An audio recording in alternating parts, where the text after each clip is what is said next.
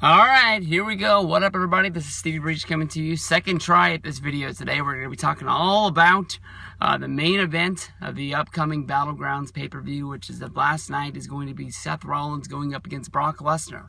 Brock Lesnar finally making his return to the WWE since WrestleMania 31. We saw him show up the night after WrestleMania and basically say that he was going to fight on Monday Night Raw live for free. Fucking awesome. I lost my shit that night. I went crazy. I knew that more than likely Brock wasn't going to get his title back. I knew that it was going to be some sort of a bullshit finish. I was actually thinking we were going to get a finish, but Rollins ended up getting into the ring and just running away. Nobody wins, nobody loses. Match is just basically thrown out. And, Brock goes off to Canada. Goes out, hunts some bears, farms the land, as Paul Heyman puts it.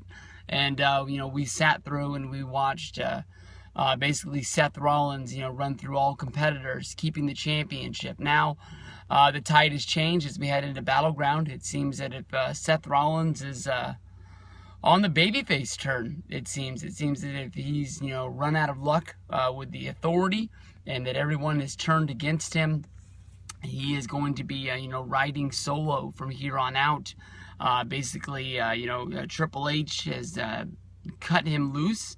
I think that the writing of the story about why basically they're on their own now is kind of weak, because when you look at it, Triple H is pissed that Seth didn't ask for help, that Seth is actually able to win these battles. Before Seth Rollins went into the match against Dean Ambrose, the ladder match at the show, Triple H really gave him an uplifting, promo, basically telling him, you're the guy I picked, you're the guy that we're going with.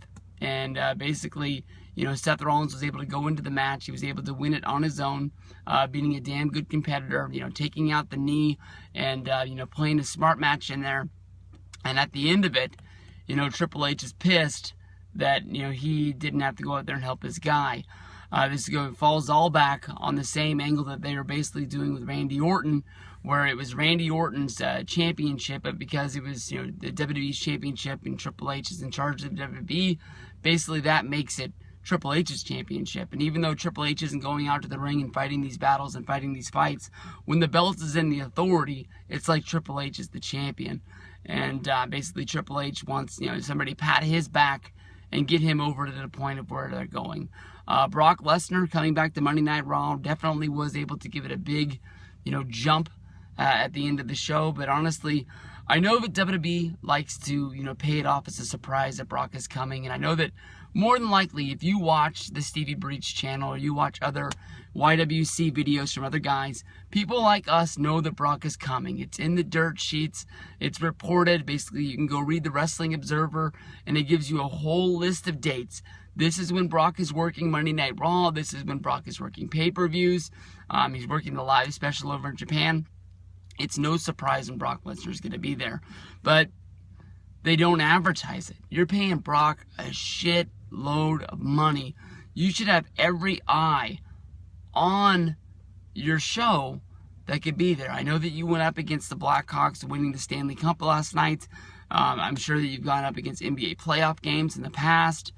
Ring of Honor looks like they might be going up against an NBA Finals game on Friday if the Warriors can't pull this out. But you want to have every eye watching it that's possibly there. Brock Lesnar is must-see television if you're talking about WWE, so it doesn't make sense why WWE wouldn't be saying, tune into Monday Night Raw tonight. Sometimes, like when Daniel Bryan was on Raw last time, they announced it 10 minutes before Raw went on the air on the WWE Network on the pre-show. If you're watching the pre-show, you're already going to watch Monday Night Raw. You're that 10% of the wrestling community that cares enough to tune into the pre-show and listen to, Tunga and those guys will babble on about something. 9 out of 10 people who watch Monday Night Raw aren't going to want to watch another hour of wrestling that isn't even wrestling. It's just talking about things that might happen or things that happened on the show that you watched last night that was 3 hours, and then you have 3 hours ahead of you. I think they need to fine-tune that pre-show a little bit to make it must-see television. even if you have to shoot shows for WWE Superstars and show the matches on the pre-show, it's not like Superstars is doing, you know, must-see numbers. Anything that can make that pre-show a little bit bigger and a little bit better. Making some sort of an angle that if you're like, damn, I missed the pre-show, that means I didn't get to see the beginning of this. And then don't play the thing 17 times during Monday Night Raw. Anything like that to fine-tune it. But, you know, Brock coming back versus Rollins is going to be a damn good match. I'm really pumped to see this. You know, Brock is going to be able to manhandle Rollins, throw him all over the ring.